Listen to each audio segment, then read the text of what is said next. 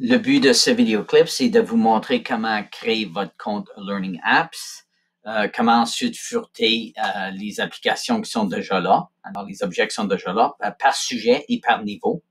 Et puis aussi comment prendre un objet existant et puis l'insérer dans votre Google Classroom, par exemple. Ce serait semblable pour Moodle, ceux qui utilisent Moodle. Alors, première chose qu'on va faire, là, je suis comme Mickey Mouse parce que j'ai déjà créé un compte avec le compte de Trifon Tournesol. Alors, je vais créer un compte ici pour vous montrer comment faire. C'est pas difficile. Je vais juste écrire Learning Apps dans la barre de recherche et on va voir qu'on arrive à learningapps.org. Et alors, voici, on va aller à se connecter en haut à la droite. Et puis, je n'ai pas de compte, alors je vais dire créer un compte. Et puis, je vais juste mettre mmouse pour Mickey Mouse. Et puis, le courriel à mmouse, c'est mmouse.cfed.ca. Et vous allez voir que même l'élève qui aime ceci peut créer des objets aussi. OK? Alors, mot de passe, je vais juste créer un mot de passe que je ne vais pas oublier. Vous connaissez tout ce processus-là, bien sûr. On va tout accepter ces belles conditions-là.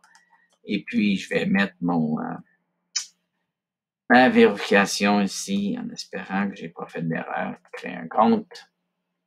Et puis, ça, c'est déjà utilisé. Ah, OK. Alors, je vais écrire ça comme Mickey Mouse. OK? Et c'est peut-être utilisé aussi. On va voir. WD8MHZ.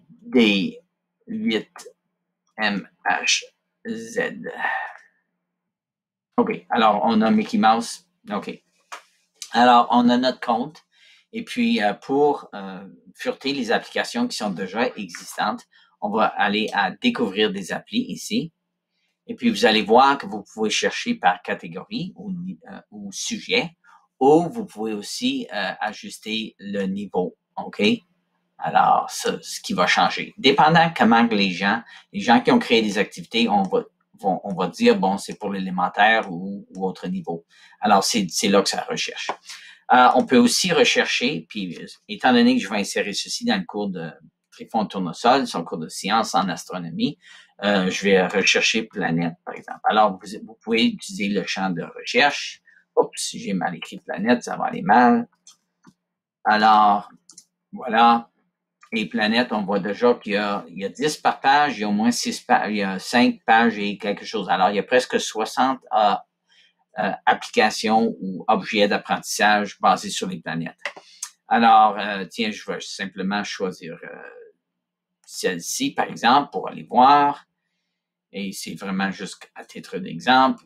Et je vais dire OK. Alors, on voit qu'il y a une activité ici, un peu de matching. Alors, je sais que Saturne, c'est ça. Je vais mettre ça et ça disparaît.